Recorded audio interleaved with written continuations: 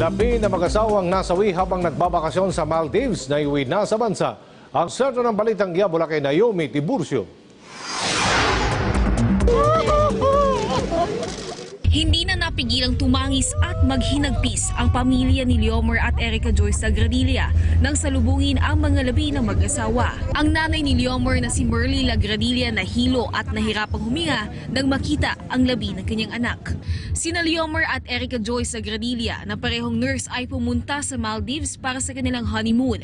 Subalit sa hindi inaasahang insidente ay nalunod ang dalawa habang nagsasnorkeling sa isla ng Defushi sa Maldives. Ang huling kita ng pamilya sa kanila noon pang kasal nila. Dahil hindi pa namin siya nakikita kung ano ang kanilang itsura. Di ba nung pinasal sila, pareho silang maganda. Ewan ko nga lang ngayon pag nabuksan na, hindi namin alam kung ano magiging mukha ng anak ko at ni Yomer. Bago masilayan ang kanilang anak, inalala ng ina ni Erica Joyce ang pagsasama nito sa bagong kasal. Masakit pero dapat namin tanggapin kasi may maganda naman kasi silang pinakita sa amin eh.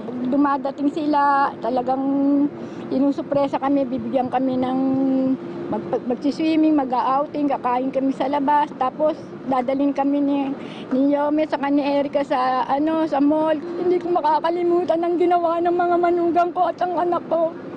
Malaking utang na loob ko sa kanila. Nilinaw ng nanay ni Erica Joyce na hanggang ngayon, hindi pa rin malinaw sa kanila ang dahilan ng pagkalunod ng kanilang anak.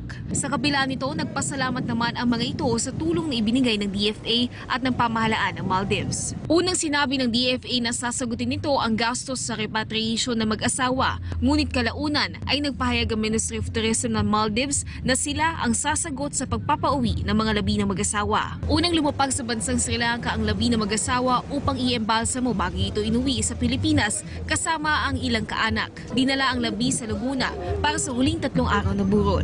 Naomi Tiburcio, para sa Bayan.